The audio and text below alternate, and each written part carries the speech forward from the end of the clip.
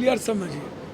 अब ये आप ये मत समझ लीजिए कि जो महागठबंधन है उसके जो अन्य गठबंधन है और गठबंधन ये जातीय उन्माद फैला करके वोट लेने की जो परंपरा है वो संभव अब इस बिहार में नहीं है। नमस्कार, आप देख रहे हैं न्यूज फॉर नेशन और मैं हूं शुभे आपके साथ।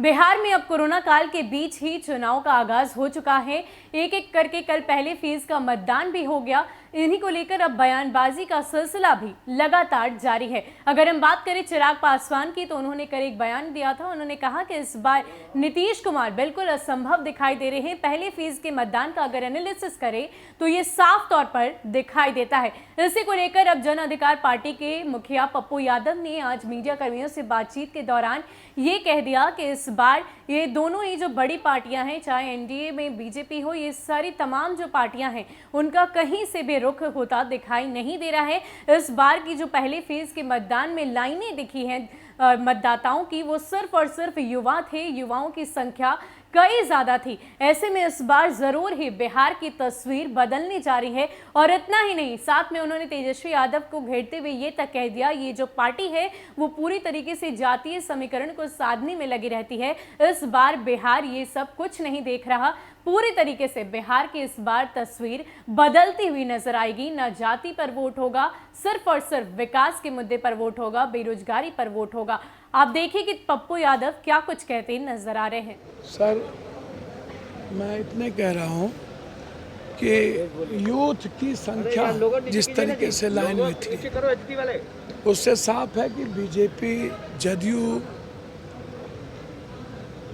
की जो स्थिति है वो आप यदि देखेंगे तो आपको पता चलेगा कि फर्स्ट फेज में इन लोगों का जाना तय है। बीजेपी जदयू बिल्कुल अब और बहुत क्लियर समझिए। अब ये आप ये मत समझ लीजिए कि जो महागठबंधन है उसके जो अन्य गठबंधन है और गठबंधन ये जातीय उन्माद फैला करके वोट लेने की जो परंपरा है वो संभव अब इस बिहार में नहीं है।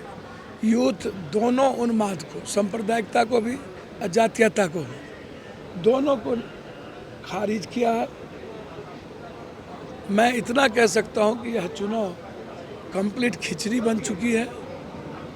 कौन किसको वोट दिया, लेकिन इतना तय है कि दोबारा वो जंगल राज या आतंक राज, राक्षस राज में लौटना बिहार की जनता और यूथ नहीं चाहती। प्रधानमंत्री की बात बोल रहे हैं। सर, मैं एक बात बहुत क्लियर बता दूं, प्रधानमंत्री जी को अपनी बात करना चाहिए। बिहार डरा हुआ तो रहता ही है और वह काम महागठबंधन के नेता कर देते हैं अपनी भाषा से। बाबू साहब एक बार भूरा बाल की बात किए और फिर ये सवाल सामने आ जाता है बिहार की जनता को कि क्या आज भी 2020 में भी हम जाति की बात करेंगे, हम बैकवर्ड फॉरवर्ड की बात करेंगे, हम हिंदू मुसलमान की बात करेंगे कि हम आम आदमी की बात करें? तो ये परिस्थिति पैदा होती है।